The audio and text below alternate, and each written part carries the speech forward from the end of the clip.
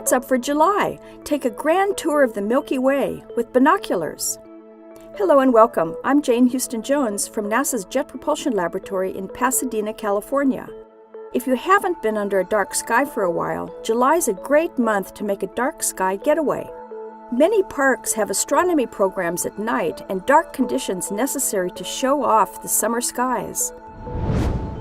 This month we're looking south at Sagittarius and Scorpius, which are separated by the core of our Milky Way galaxy. The brightest stars in Sagittarius look just like a teapot, complete with a nearby group of stars resembling a teaspoon. The center of our galaxy looks like hot steam spewing from the teapot's spout. Even with a pair of binoculars, you'll find Milky Way star clusters and knots of nebulae. Just aim at the brighter, clumpy areas. Use binoculars to look for the globular cluster M22, just above and to the left of the teapot's lid.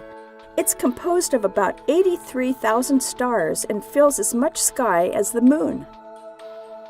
M8, the Lagoon Nebula, is a giant star-forming interstellar cloud, faintly visible to the naked eye from mid-northern latitudes. Seen with binoculars, it appears as an oval cloud-like patch with a core. With a telescope, a star cluster formed from the material of the Lagoon Nebula itself is easy to see, appearing superimposed on it. You'll see a dark patch bisecting the two lobes. Like many nebulae, it appears pink in time-exposure color photos, but is gray to the eye, peering through binoculars or a telescope. You will need a telescope to see B86, a pretty, dark nebula just above the teapot spout. It's a shock to see a tiny patch so dark that the Milky Way is obscured. Looking in the same direction, we can see two dwarf planets. Near Sagittarius this month is Pluto. That little teaspoon star shape near the teapot is where amateur astronomers can look for Pluto all month long. You'll need a medium-sized telescope and some experience, patience, and a little weather luck to see Pluto, but do look in the direction of the dwarf planet and think of NASA's New Horizons spacecraft approaching and flying by it on July 14th.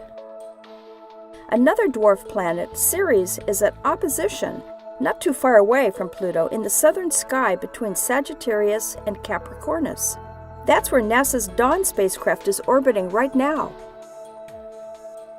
You can learn more about New Horizons and Dawn and all of NASA's missions at www.nasa.gov. That's all for this month. I'm Jane Houston Jones.